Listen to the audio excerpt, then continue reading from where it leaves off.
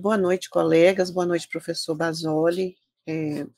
Já tinha falado com o senhor, de maneira privada, mas aqui novamente falo com o senhor em meu nome, em nome da turma, externando os nossos sentimentos pela perda que o senhor, teve, né. Eu quero que nós desejamos aí que o senhor saiba que possa contar conosco, se sinta acolhido, e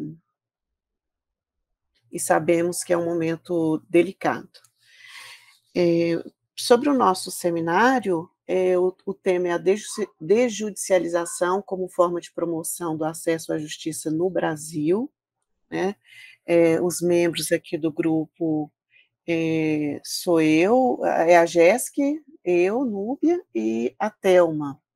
Aí colocamos aqui essa imagem, né, que é uma imagem, com essa proposição já dessa, perspectiva dialógica, em círculo, todos iguais, aqui uma perspectiva, que aqui não tem nada implicado, a princípio, de um contexto judicial, pensando já nessa perspectiva da desjudicialização, que a gente vai falar sobre ela, no que ela no que consiste, né, e colocamos aqui na sequência a ementa do trabalho que o senhor nos propôs, né, que é uma ementa que é um trabalho que se propõe a análise da ampliação dos instrumentos que propiciam a garantia de direitos como etapa de democratização ao acesso à justiça.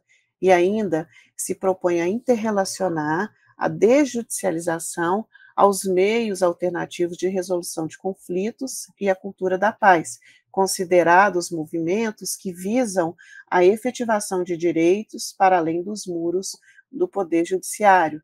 Então, na verdade, é essa a temática, a proposta, né, como ementa, para que nós possamos discutir o texto que nos foi proposto, né. Aqui eu coloquei também uma outra imagem, nós colocamos uma outra imagem, num contexto, totalmente informal, mas também aí com uma proposição de roda, de diálogo, pensando nessa, postura e nessa prática não litigiosa, numa prática mais dialógica, numa proposição mesmo mais voltada para, uma educação pacífica, né, e em que os conflitos possam ser resolvidos de maneira, eh, dialógica e horizontal, né, sem uma imposição, de um lado mais forte para um lado mais frágil, menos conhecedor dos seus direitos. Aqui, e aí eu já vou depois dessa sequência de apresentação passar para as meninas, pra Thelma e depois pra Jéssica, nós colocamos de maneira bem resumida mesmo, esse resumo do trabalho, deixando claro que é um texto de Camila Martins Mendes Pereira, ele tem por título A Desjudicialização como Forma de Promoção do Acesso à Justiça no Brasil, é fruto de uma pesquisa que buscou a aproximação entre as políticas públicas de desjudicialização e o acesso à justiça, e ele teve como objetivo demonstrar que a ampliação dos instrumentos que propicia a garantia de direitos é uma etapa importante na democratização do acesso à justiça.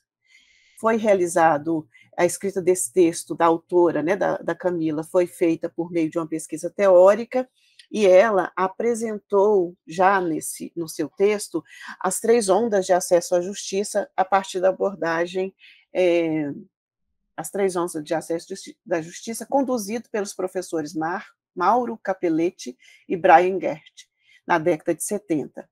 O texto dela é dividido em introdução, depois ele tem um tópico 2 que se chama, que tem por título Judicialização e Desjudicialização dos Conflitos, o tópico 3, Considerações sobre o movimento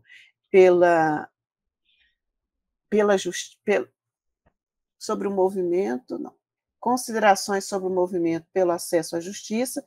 Esse tópico, ele tem 2 subtópicos, que é o projeto Florença de acesso à justiça, que é esse projeto de autoria dos professores Mauro Capelletti e Brian Gert, e o tópico E o subtópico 3.1, que é o acesso à justiça no Brasil, e é seguido do tópico 4, que tem por título o movimento pela desjudicialização e a construção de um novo modelo de administração da justiça.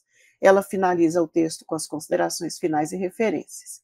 E aqui nós finalizamos esse brevíssimo resumo dizendo algo que a autora traz, né, e que nós também trazemos. Apesar do Brasil não ter participado do projeto Florença e ter, em relação aos Estados Unidos, Europa e outros países da América Latina, um descompasso quanto às garantias de direitos, no sentido mesmo de reconhecê-los como pertinentes para todos, o que só vai receber maior estímulo a partir da Constituição de 88, há no desenvolver do texto a clareza de que a terceira onda ela é fundamental para o amplo acesso à justiça, porque promove a desjudicialização e a desjudicialização ao propor novo paradigma de acesso à justiça por meio de técnicas processuais efetivas e meios adequados de solução de conflitos a partir da facilitação do exercício da jurisdição estatal e também da prática da educação em direitos,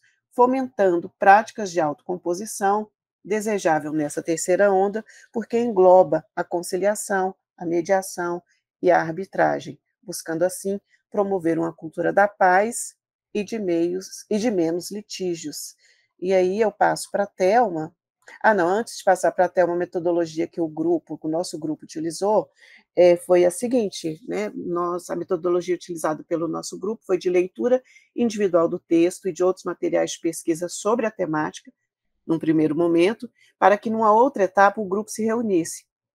Utilizamos, então, a plataforma do Google Meet para conversar sobre os textos lidos, sobre a ementa do seminário e sobre as diretrizes passadas pelo professor da disciplina. Nessa ocasião, criamos um documento no Google Documentos e com acesso a todas as membros do grupo, para que pudéssemos partilhar os fichamentos e textos construídos a partir da segunda leitura do texto. O grupo utilizou-se também do suporte grupo de WhatsApp para centralizar informações mais rápidas na condução dos estudos e preparação do seminário. Desse modo, a metodologia foi leitura teórica, discussão dialógica do material indicado, relacionando com outros materiais e escrita partilhada do texto a ser apresentado. E aí sim, agora eu passo para a Thelma, e depois, na sequência, a colega Jéssica também falará, e aí eu vou mudando os slides, Thelma e Jéssica, à medida que vocês forem me solicitando, porque o conteúdo aqui dos slides é um resumo daquilo que vocês irão falar. Eu gostaria de falar aqui para o professor, primeiramente, o texto é bastante complexo, né? Mas eu tentei resumir assim, uma parte do que eu entendi para apresentar para os meus colegas, né? Sobre o direito e a justiça na contemporaneidade. Então, professor, primeiro o texto começa falando que como houve, assim, após a globalização, né? Então, houve também um movimento do êxodo rural, né? Que as pessoas deixaram o campo, foram para a cidade. Então, houve essa explosão, né, das cidades. Muitas pessoas morando contemporaneidade. Então, começou a ter, digamos, direito versus direito, né? Onde as pessoas começaram a ter muitas demandas. Então, houve um aumento na busca pelo judiciário, né? E essas buscas, elas acabaram que sobrecarregando o poder judiciário. E o judiciário, ele tem uma morosidade, né? Porque é muito tempo à espera da decisão das resoluções dos conflitos. Então, eu acho que, se não me engano, eu vi uma pesquisa aí que só no processo de conhecimento, eu acho que levou 1 ano e meio. E mais 5 anos para os outros processos, até a sentença de mérito. Então, é bastante tempo que as pessoas esperam. E esse processo, ele se alinhou a problemas da estrutura dos tribunais brasileiros, né? A gestão e a alocação de recursos financeiros e humanos, ele tem esse impacto, né, na crise da justiça, caracterizada pela morosidade habitual, excesso de litígios e perda de credibilidade. Com essa sobrecarga do Poder Judiciário, partes envolvidas no processo tenham e têm que esperar muito tempo, né, para que se alcance a resolução dos conflitos. Desde a petição inicial até a sentença, né? E a justiça tardia não é justiça, né? Porque as pessoas elas precisam de uma resposta judiciária, né? Para poder continuar suas vidas. O debate sobre a problemática do acesso à justiça, né? É com esse cenário de excesso de litígios, iniciou-se a retomada dos debates sobre a problemática do acesso à justiça. Uma vez que este constitui um importante instrumento de apropriação e reivindicação de novos e velhos direitos, né? De tal modo que os percalços sofridos pelo sistema judicial são problemas que afetam não só o Poder Judiciário, mas a própria estrutura da democracia. Os discursos em torno dessa problemática e a busca por soluções múltiplas, que prevê a existência de novos modelos de solução de conflito, para além dos modelos de solução de conflito já existentes no processo judicial. Aí houve uma necessidade de abertura de um diálogo, né, no Poder Judiciário, para se criar meios que pudessem resolucionar, pelo menos parte, dos problemas de acesso das demandas. Ali aqui nós temos a judicialização e desjudicialização. A palavra judicialização, né, que vem essa palavra é desjudicialização, né? Ela vem, esse 10 é um prefixo de tirar da justiça, né? Desjudicializar aquilo que já foi proposto como uma ação na justiça, né? Então, a justiça buscou multiportas que pudessem dar esse desafogo, né? Que muitos litígios. Então, criou-se o artigo 334 do CNPC, dando a primeira opção às partes que buscam o Poder Judiciário, né? É de mediação e conciliação, onde as próprias partes elas podem, em comum acordo, se elas quiserem, né, chegar a uma solução. Então, só não vai ser feita essa audiência de conciliação ou mediação se as duas partes do processo, o autor e o réu, eles decidirem que eles não querem essa mediação, né? Então, eles vão lá, vão concurso no processo direitinho, né? Até chegar à sentença de mérito dada pelo juiz. E também tem a outra alternativa, as câmaras de arbitragem, né? Elas são entidades especializadas que oferecem suporte para a realização da arbitragem e definem as regras para esse processo, né? Elas atuam como instâncias para as resoluções de conflito de forma não judicial, proporcionando um método alternativo para resolver disputas, especialmente no âmbito empresarial e do mercado de capitais, né?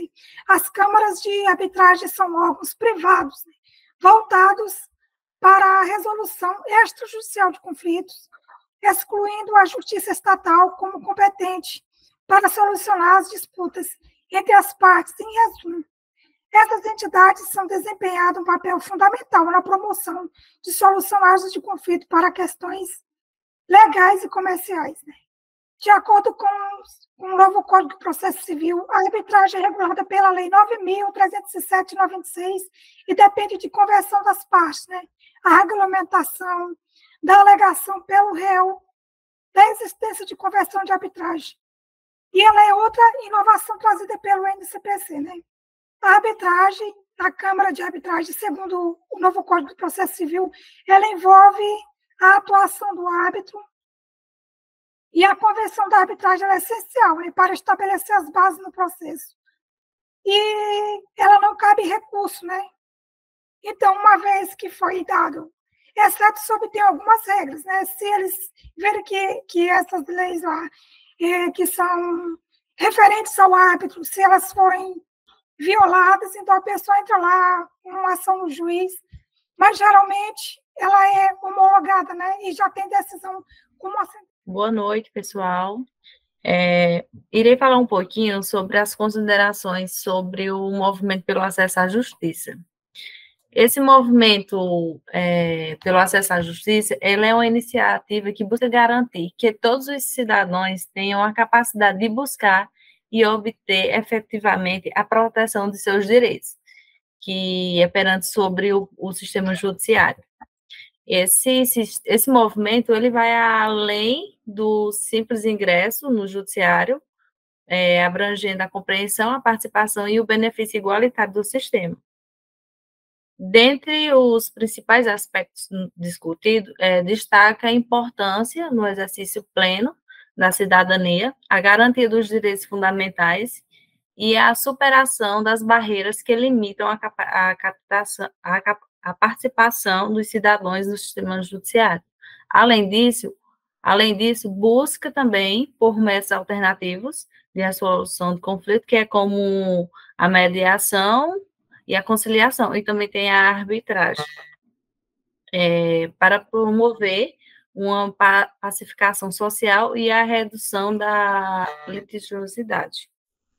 O movimento pelo acesso à justiça também envolve questões sociais, como políticas e econômicas que impactam a efetividade do sistema de justiça. A promoção de políticas públicas inclusivas, a educação em direitos e a conscientização da população são medidas cruciais para garantir o acesso mais democrático à justiça. Os aspectos políticos, socioeconômicos e sociológicos, esse acesso ele envolve diferentes aspectos econômicos e sociológicos. Eles impactam a efetividade do sistema jurídico e as barreiras, os custos elevados, burocracia excessiva e a falta de informação podem limitar significativamente a participação dos cidadãos no sistema judiciário. Eu vou falar um pouquinho sobre o aspecto político e os aspectos econômicos e os sociólogos. Que essas questões, elas são como a distribuição do poder, a formulação das políticas públicas e a atuação dos órgãos governamentais, que eles têm um impacto direto na acessibilidade do sistema de justiça, e a democratização e a transparência nesse âmbito são fundamentais.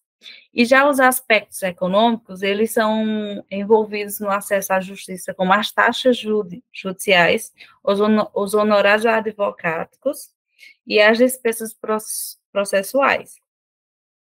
E já os aspectos sociológicos, eles são fatores como a desigualdade social e a educação e a conscientização da população. Tá. Os impactos na sociedade, na democracia. A justiça, ela desempenha um papel, né, muito crucial na construção de uma sociedade mais justa e democrática. Essa promoção de igualdade e efetividade do acesso à justiça, ela é essencial para garantir os direitos fundamentais dos cidadãos. Igualdade de direitos. O acesso à justiça, ele garante que todos os cidadãos, eles possam reivindicar e proteger seus direitos. E já o fortalecimento da democracia, ele vai assegurar o acesso à justiça no sistema judiciário para tornar mais efetivo e acessível a todos, né? E já a inclusão social, ela é a promoção do acesso à justiça, que ela contribui para a inclusão social, uma vez que permite que os cidadãos de diferentes origens e condições socioeconômicas, eles possam ter os seus direitos resguardados. Mas na sequência do texto, como a Thelma disse, é um texto bastante... Ele tem um teor informativo bastante significativo, né, no sentido de trazer, de fato,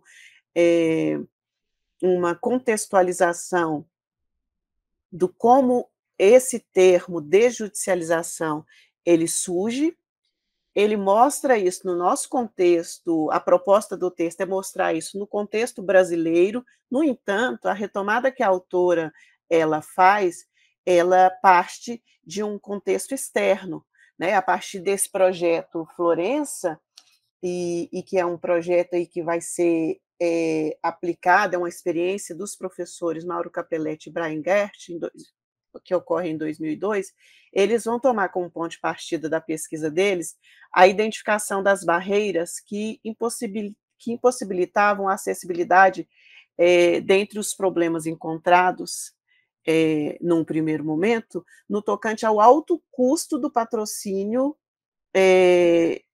dos processos judiciais, sobretudo compreendendo que, no caso dos Estados Unidos, e eles falam também da Europa, e vão citar alguns países da América Latina, que aqui depois eu vou mostrar quais são, mas o Brasil não se encontra entre eles. A questão da judicialização, ela é vista como um problema. Então, assim, se aqui no texto é apresentado para nós como uma alternativa e como eu vou tirar aqui esse WhatsApp e para não ficar fazendo barulho aí para vocês. Eu tinha compartilhado o texto para puxar o PDF de lá na guia, mas aí depois eu vou seguindo pelo texto e mando os slides completinhos depois.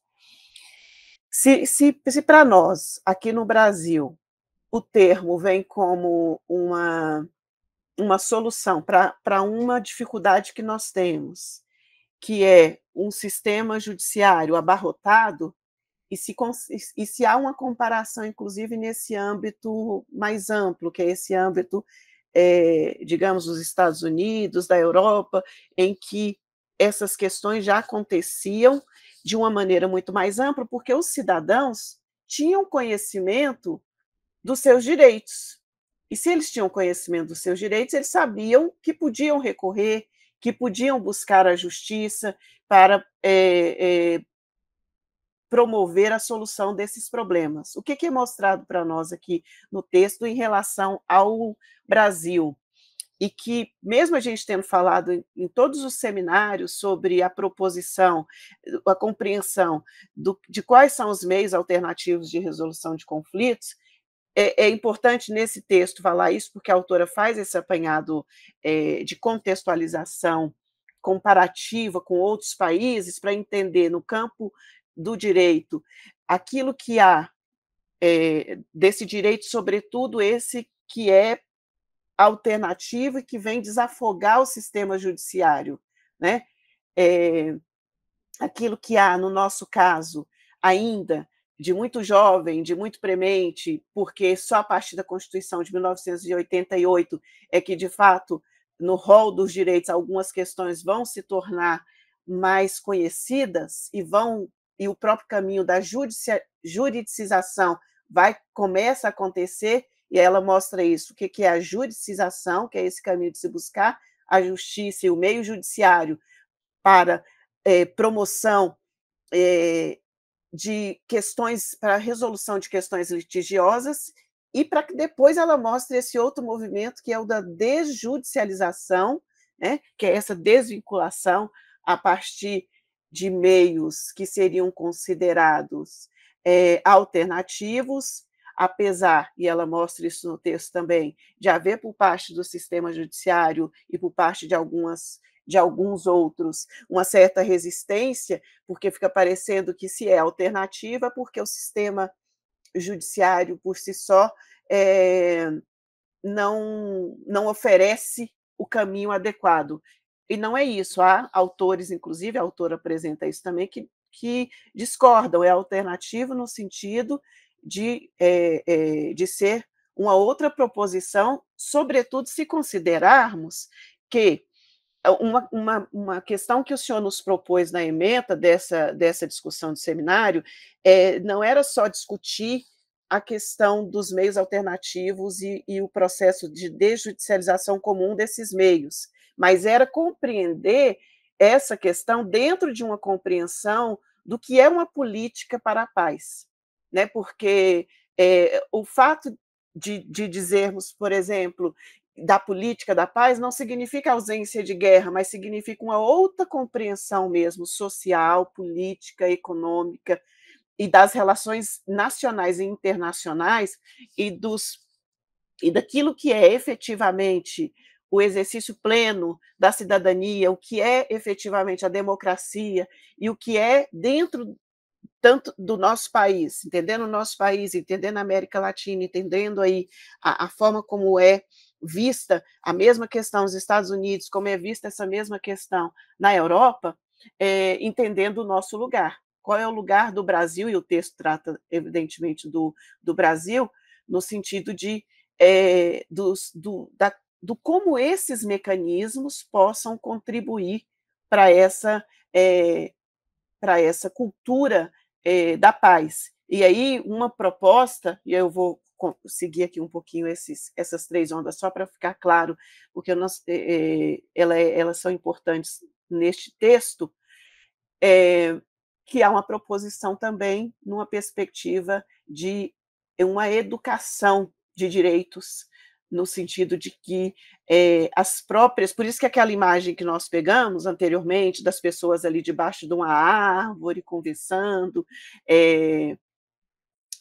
ela traz um pouco até disso, dessa compreensão do próprio cidadão, daquilo que é direito e daquilo que é problema gerado e que possa ser resolvido numa outra perspectiva, que é uma perspectiva mesmo, de fato, mais dialógica. E a autora vai mostrar que, no nosso caso, há um certo paradoxo em relação a isso, porque, infelizmente, nem todos os nossos cidadãos em maior vulnerabilidade, e que são aqueles que mais precisariam de ter acesso a esses meios alternativos, considerando inclusive a questão socioeconômica, de não ter um vultuoso gasto com o sistema judiciário, de ter uma maior brevidade com a resolução das questões que se colocam, nem todos conhecem ainda os direitos que lhes são cabíveis, né? E, infelizmente, e essa é uma questão que a autora coloca, mas só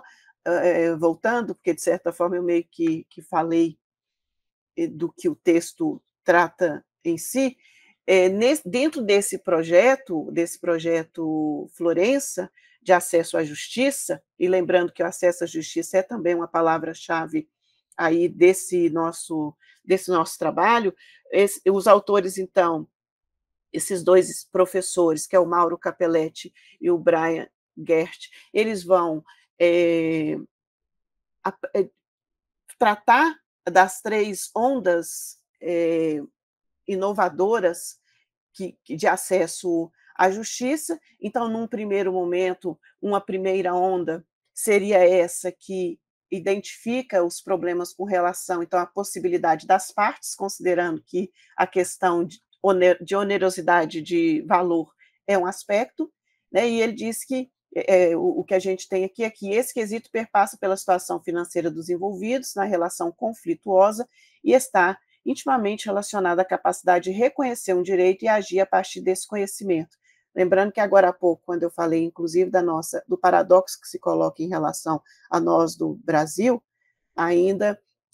esse ainda é um problema em alguns casos, por mais que a gente já tenha um conhecimento de que é possível outros caminhos, né? Inclusive a terminologia que se propõe é que, ao invés de falar de meio alternativo de resolução de conflitos, fale-se de meios adequados para a resolução de conflito. É uma terminologia já presente nessa terceira onda de acesso à justiça. Né? Depois aqui tem uma citação da Maria Teresa Sadek, que ela mostra, né, fala aí dessas pesquisas comparativas internacionais que mostram as sociedades marcadas por elevados índices de desigualdade econômica e social e apresentam alta probabilidade que amplas camadas de sua população sejam caracterizadas pelos desconhecimentos de direito. Já falei sobre isso, né? Deixa eu prosseguir aqui. O terceiro problema identificado nesse relatório dos 2 professores é com relação aos interesses difusos ou coletivos, tais como o direito do consumidor ou o meio ambiente equilibrado. Nesses casos, a demanda individual, quando possível, com relação ao quesito da legitimação passiva, costuma ser inviável pela própria natureza do interesse em jogo. Né? Então, os autores aqui esclarecem que o problema básico que eles apresentam, em razão da sua natureza difusa, é que ninguém tem o direito a corrigir a lesão a um interesse coletivo ou prêmio para qualquer indivíduo buscar essa correção, ou o prêmio para buscar essa correção é pequeno demais para induzi-lo a tentar essa ação. Né? Então, essa é uma espécie de incongruência e que se configura aí como um problema dessa configuração daquilo que seria problema nessa segunda nessa segunda onda. Então, diante desse problema, é que os juristas desenvolveram a metáfora das 3 ondas renovatórias da justiça, as quais tratam das abordagens aplicadas pelos países participantes do projeto, na tentativa de corrigir o problema da efetividade do acesso à justiça. O primeiro viés abordado foi o de acesso aos tribunais pelas populações mais carentes, né, economicamente incapazes de sustentar os gastos com o processo, e essa seria a primeira onda, que é essa de assistência judiciária gratuita às populações carentes. A segunda onda da reforma se dá com a representação dos interesses difusos, que é essa que eu havia falado agora há pouco, né, e observa-se que no modelo tradicional de processo focado na relação entre autor, juiz e réu, e na solução individual de interesses, era incapaz de solucionar problemas de ordem coletiva. Então, nesse sentido, é que os autores identificam o movimento de reforma no intuito de modificar a relação individualista em prol de um processo social e coletivo, né, que seria configurado aí como a segunda onda. E a terceira onda, por sua vez, ela é mais ampla dentre as 3, é denominada, portanto, com enfoque do acesso à justiça, e ela desenvolve não só a justiça formal, mas também a justiça chamada informal, ou os métodos alternativos de solução de conflitos, como caminho não só de abarcar os interesses que estavam sendo mal representados nas 2 ondas anteriores, mas também para incluir aqueles que não tinham representação alguma, né? No tópico mais específico que a autora trata na sequência, que eu apresentei lá no nosso grupo, na introdução, que é esse tópico de acesso à justiça no Brasil, a autora, que é a Camila, ela discute, a Thelma já até falou um pouquinho sobre isso no início da sua apresentação, que é o momento da introdução, então a Thelma acaba apresentando um pouco do que o texto trata no seu conteúdo mais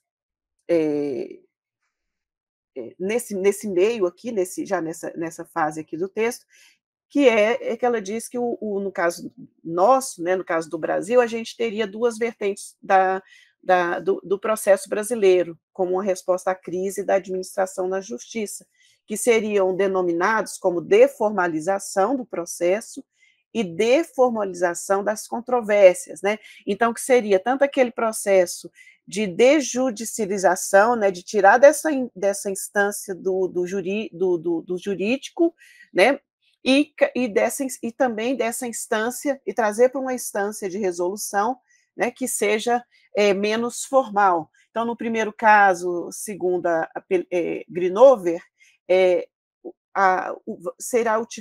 foi utilizado e é utilizado uma técnica processual em busca de um processo mais simples, mais rápido, mais econômico, de acesso fácil e direto, e aí é exemplificado, inclusive, no texto, o próprio caso das defensorias públicas e do como elas procuram promover, dentro dessa própria instância, meios, né, menos litigiosos, mais dialógicos, e que caminham para aspectos menos formais, no sentido dessa deformalização das controvérsias, na busca alternativa de equivalentes jurisdicionais, a fim de evitar um processo judicial, né?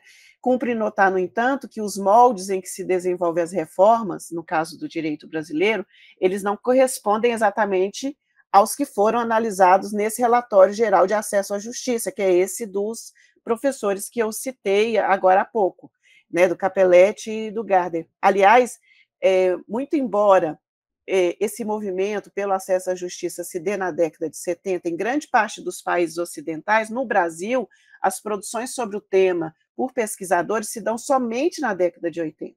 Então, de fato, o Brasil não participou do projeto Florença, de modo que não há um relatório sobre o sistema judicial nacional. A tal ausência é algo significativo, ainda mais quando outros países da América Latina, tais como Chile, Colômbia, Uruguai e México, participaram. O fundamento, então, para essa proposição reside na diferença entre o contexto que surge o movimento pelo acesso aqui e o que aconteceu, eu já até falei sobre isso, nos países europeus ou nos países ou nos Estados Unidos, né? Em países centrais, este se dá no estado de bem-estar social, que já estava moderadamente consolidado, e a busca de uma minoria por efetivação de direitos básicos, né? No nosso caso, né, o que a gente vai ver é que o que a gente ainda precisava fazer, e ainda, infelizmente, ainda precisa em alguns níveis, fazer essa contextualização e esse esclarecimento, dar conhecimento à população mais necessitada desse direito que elas possuem, né, que esses cidadãos possuem, no tocante tanto a direitos civis, quanto a direitos políticos, direitos sociais e coletivos, né? Então, no nosso caso, os desafios para acesso à justiça, eles são ainda mais acentuados, né? Tanto que a preocupação central na década de 80 não era ainda a efetivação de direitos pela via judicial, como nos países europeus, nem mesmo ainda desafogar o Judiciário Nacional por meio da via da justiça informal, devido a essa explosão de litígios, que a autora, inclusive, fala no início do texto, mas que, como ela vai apresentar esse relatório, que não é um relatório especificamente nosso, e vai fazer esse elemento comparativo, justifica-se aí, mas há um certo lapso temporal, no nosso caso do Brasil, em relação ao fato de que, aqui no Brasil, nesse momento, voltava-se a atenção para a redemocratização do Estado e para a reabertura política, bem como para os movimentos sociais que eclodiram no período e a demanda por instrumentos capazes de resolvê-los, né? Então, o debate sobre a efetividade de direitos fundamentais no Brasil por meio da via judicial se daria num momento posterior, e é com a redemocratização e a promulgação da Constituição Federal de 88 que se passa a observar um movimento considerável de ações nos tribunais nacionais, principalmente relacionadas à concretização de direitos sociais, tais como a saúde e a educação. Eu vou para o que eu tenho aqui, depois eu coloco o slide completinho, tá, professor? Para o senhor e para os colegas, mas não vou, evidentemente, nós não vamos falar todo o texto, né, mas o tópico 4, que é o tópico seguinte, anterior às considerações finais, a autora ela fala sobre o movimento pela desjudicialização e a construção de um novo modelo de administração na justiça. Na verdade, eu já falei sobre isso, mas eu vou só ratificar aqui algumas informações, que ela diz dessa importância de acolhimento pelo Estado da pacificação social, por meio da resolução de conflitos surgidos no bojo da sociedade, com a vedação da chamada justiça com as próprias mãos, ou a autotutela, né, que, no caso, a autotutela é o estado de conflito em que o mais forte, ou mais poderoso, ou mais astuto, impõe seus interesses sobre o outro, até mesmo de forma violenta.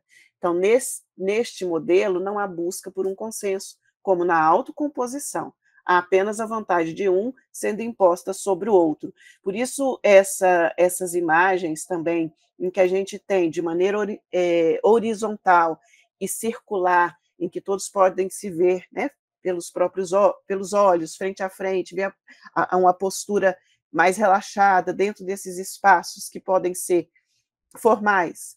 E aí a gente colocou uma imagem, digamos, que poderia caminhar para esse cenário, uma imagem mais informal, que é aquela até dentro de num pátio de quintal e tudo mais, assim, numa comunidade, digamos assim, porque os conflitos, eles são de natureza distinta, né? Então, esse tópico aqui, ele vai tratar exatamente sobre isso, e vai dizer tanto do acolhimento que o Estado faz nessa resolução de conflitos e resolução de litígios, tentando, a partir daquilo que o Conselho Nacional de Justiça propôs, buscar dentro dessa sociedade, do aparato estatal, outras formas de efetivar essas garantias de direitos e a resolução de conflitos, como eu disse, tendo as próprias defensorias públicas a aplicação desses espaços reservados para tentar resolver sem que leve a uma perspectiva de judicialização, né? Quanto essa outra possibilidade de pessoas de fora do poder judiciário, né, poderem, tirando aí esse monopólio do Estado e tirando esse como único caminho, poderem também, por meio dessas câmaras, né, de conciliação e arbitragem, proporem uma proposta, um caminho, né, de informalização e de desjudicialização da justiça, a partir de diferentes realidades, né, e em que o conflito social de um ou mais interessados possa ser dirimido sem esse recurso de acesso ao tribunal judicial. Então, essa é a discussão que ela faz, e inclusive mostra que a retomada dessas técnicas de resolução, que elas vão chamar de parajudiciais ou equivalentes jurisdicionais, né, seriam elementos viáveis e desejáveis para esse desafogar mesmo, dentro de uma perspectiva processual, mas utilizando aquilo que eu já disse, eu vou ratificar, que é utilizar, ao invés de alternativo, a terminologia adequada, né? Então, seria como sendo conveniente, pois trata-se de considerar o mecanismo mais pertinente para a solução de determinados conflitos.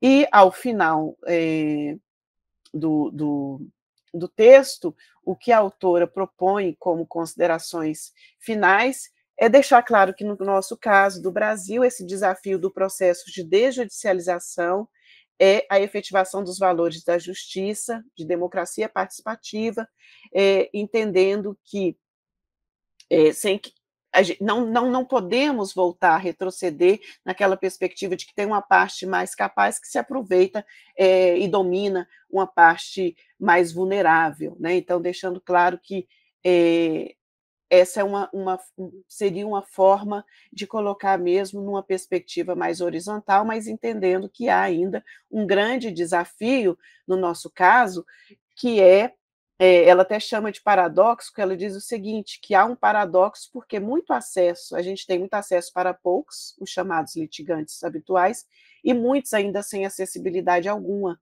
em que a falta de conhecimento em relação aos direitos é um dos principais motivos dessa deficiência, um aspecto relacionado também às questões socioeconômicas, né, que é aquilo que eu já tinha, inclusive, falado, eu estou, na verdade, frisando, ratificando, né? Então, ela diz que, quando se fala num sistema multiportas de justiça, e aí eu fiquei lembrando, professor Basoli e colegas, eu não sei se você, um texto, né, um pedaço do processo do Kafka, que é um texto que se chama Diante da Lei, a gente chama de conto, mas, na verdade, é uma parte ali do romance maior, o processo, porque o que ela fala aqui é que, a partir do momento que a gente considera esse sistema de múltiplas portas, né, é importante que se compreenda a possibilidade de que o cidadão reconheça a existência dessas portas e saiba, inclusive, que ele possa abrir e com que chave ele possa abrir, né, com que chave ele possa acessar,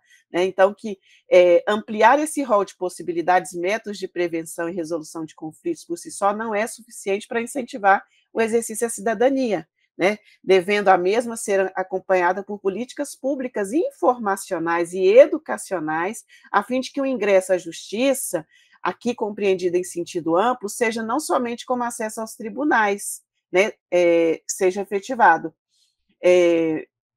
Não adianta disponibilizar várias portas se não há difusão do conhecimento sobre elas e de como cada qual pode contribuir na composição dos conflitos, e aí entendendo o mecanismo de autocomposição diferenciado, né, da autotutela.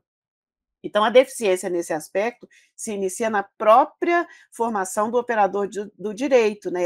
Ela diz que esse é um elemento que a gente tem que pensar, inclusive, na formação.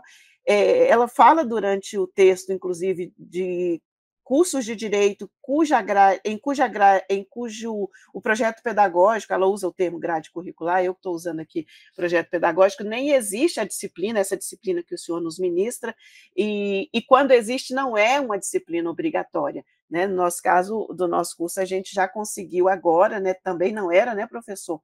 Ela não era obrigatória, mas hoje já é uma disciplina obrigatória, e é uma disciplina importantíssima, né? Isso fica claro. Então, ela ressalta a importância de um plano educacional associado à disposição de um tribunal multiportas, né? Compreendendo aquilo que eu havia dito e retomando essa questão mesmo até do conto. Quem não leu, é um texto, eu posso disponibilizar também lá no nosso grupo depois, o conto Diante da Lei do Kafka, do Franz Kafka, que retoma um pouquinho dessa questão exatamente da porta, por incrível que pareça, ali no caso do conto. Né? Então, esse é o teor mais central do texto. Né? Então, entendendo de fato esses meios adequados, vou usar essa terminologia já da terceira onda, para a resolução de conflitos, e essa educação, né, tanto dos nossos futuros operadores do direito, quanto da sociedade mais vulnerável e da sociedade como um todo, no tocante a compreender essa dimensão dos direitos, ela se faz importante, inclusive para que se compreenda também essa outra dimensão de adequação, de que, de fato, é possível e deve-se, e é desejável que busque esses outros, né, caminhos de adequação para a resolução dos conflitos, que não só caminhar para essa esfera já de juridicização, porque o direito e a sociedade já evoluiu para que a gente saia dessa esfera de sobrecarga do poder estatal, e também compreendendo a nossa dimensão cidadã, né, que implica, evidentemente, não só em receber e em participar, em autocompor, como aqui no texto é colocado. Não é um texto em que cada palavra dele precisa ser lida com um sentido, não é um texto em que você fique refutando e fale isso aqui é desnecessário. Recomendo a leitura a todos os colegas, né? Não é de difícil leitura, é um texto de 18 páginas, mas é um texto que exige, de fato, uma atenção e um estudo paralelo. Né? Nós vamos colocar nos nossos slides, na hora de enviar já agora para o senhor, e também daquele material, uma pesquisa de tudo que a gente tem no Tocantins, dos espaços de conciliação e mediação que existem aqui, mas não trouxemos nenhuma entrevista e nem nada nesse sentido, pela própria composição do grupo e da dinâmica que nos foi possível, considerando também já esse final de semestre. No entanto, foi bom, professor, trabalhar com o grupo, e foi bom realizar a leitura desse texto e de todo o material complementar que veio junto a ele nesse momento de estudo e aprendizado. Peço desculpas por não termos aqui explanado tudo da forma como eu sei que o senhor gosta, e o senhor é bastante organizado, mas a gente envia da forma que o senhor nos orientou, e agradeço também aos colegas que estão aqui presentes.